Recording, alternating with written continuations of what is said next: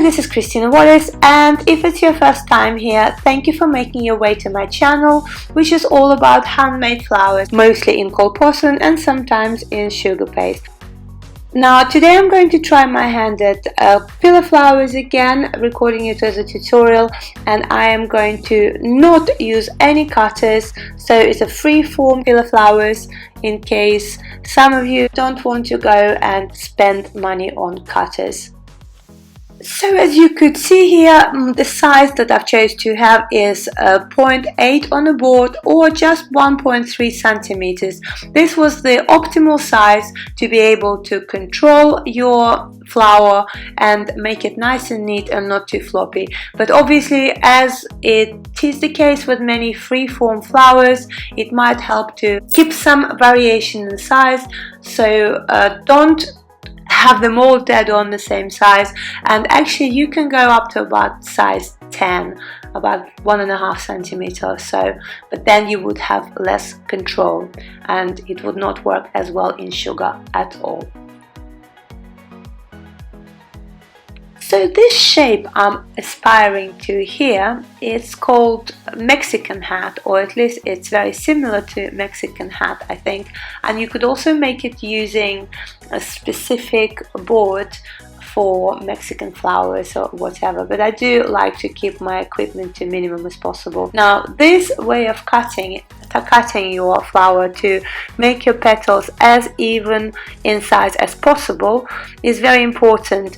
I found that cutting them one petal at a time, so cutting on both sides and then moving along, really didn't work for me at all, because my petals would never come out equal in size, even in size, and sometimes it presents difficulties. I found that the randomness in this case never worked for me. However, if you find that your estimation of sizing is good and it works for you, then obviously do it any which way you prefer.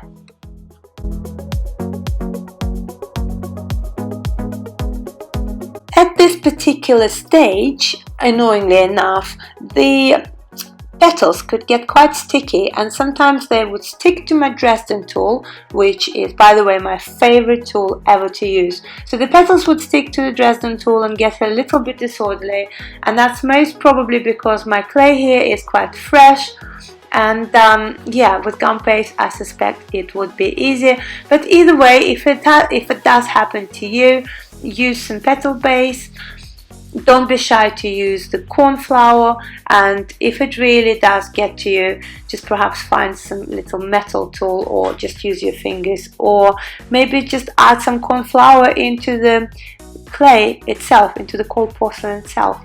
And this is me using the needle tool. You could obviously use just some thick needle, don't have to have a tool for it. And if you follow me on Instagram, I've been using it for all sorts of things lately, and it's becoming my new underappreciated tool. And here I am just playing around, stretching it out some more without trying not to make the petals stick to each other. And as you could see, I pull the petal away a little bit and then I start flattening it out. Now it seems like a millions of steps for one little teeny weeny flower, but actually it does get it. Once you're in a swing of it and making them, it doesn't take that long to make each flower. They're quite fast going, as you could see at the end. I have quite a few of those, which is unusual for me. Usually it's a couple of flowers and that's that, if not just one. And I'm afraid another limitation of this filler flower for both cold porcelain and sugar would be that you do need to work quite fast with it for best results, for better finish, because due to the amount of fiddling and thinning and texturing you do with these things, they tend to dry out quite quickly. Okay, so this tool I'm going to use now, I have no idea what's it called. It just comes in a set of these tools, and it doesn't cost a lot by itself, unlike many key tools, and I hardly ever use it, but for this it's amazing. I really like the gentle, beautiful middle kind of tunnel middle type thing it gives it with so little effort, such beautiful result. And yeah, and these scissors, as you could hopefully see, are with curved end, and that just helps to dig into the middle and under the, just above the petal, and give it a little bit of an interesting result. It's quite hard to pick up on a camera, but if you play with it, you would probably see what I mean. It's quite a nice little middle, and I do like it a lot, and I think I'm kind of repeating the principle of the middle of the previous filler flower that I made, although there is a little variation to it as well, I hope. So I'm going to try not to do it again, but I do love this particular middle. And this flower is a fantasy flower. I don't really know what it is. I did have a look at loads of filler flowers, and yeah, I just ended up with some kind of a medium filler flower summary here, I'm afraid.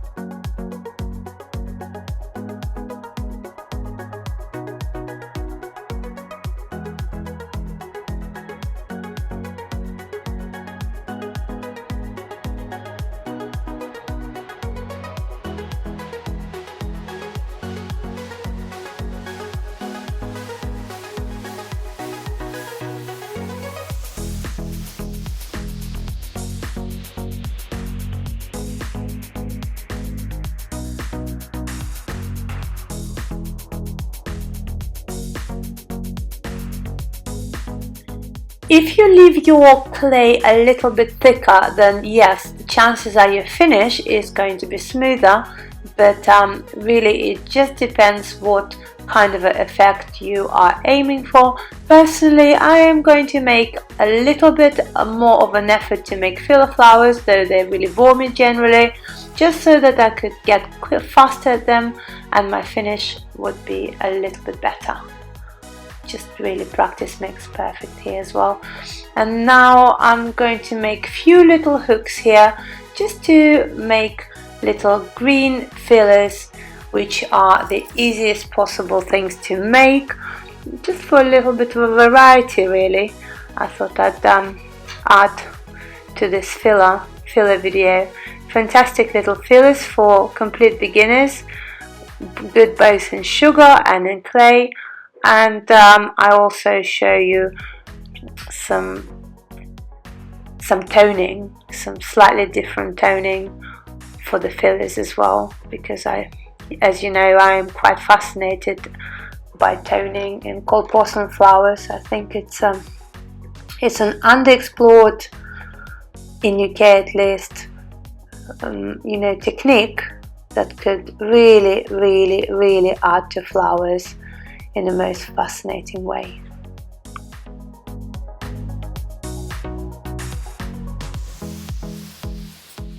If you're working in sugar, Gumpaste, make sure that you skip this particular trimming, cutting stage, because obviously in sugar the little strands like this would just fall off, but in cold porcelain, which doesn't break and lasts forever, this isn't a problem. God, one would think I'm a bit biased. Obviously here you could use any green that you have, just two different shades, one light and one darker, and if you are particularly interested in this color, I hope you could read it. If you can't, give me a shout and leave a comment and I'll get back to you. And yeah, here, much like with most other toning I air on this YouTube channel, this is a very dry brush, so it's dry brushing. I try to get rid of most of my paint before I apply it to the petals, and here I'm going to dip it right in the middle there. I think it got out of shot, so I do apologize, but basically you just dip it in and I'm going to show you how to wipe an excess of paint if you didn't do it very neatly. I don't know, just bear with me here. And I would say that yeah, if you use dry brushing technique, and that pretty much applies across borders and all mediums, and not just paint but also dust. Obviously the smoother is the finish of your flower, the nicer the finish would look. And if you have creases in your clay or sugar paste, then once you decided to tone it or to dust it, those creases would show up. Like this, I've tried different things, and obviously, you know, this is not a finished project, this flower, so yeah, they are a little bit messy, but yeah, just playing around really.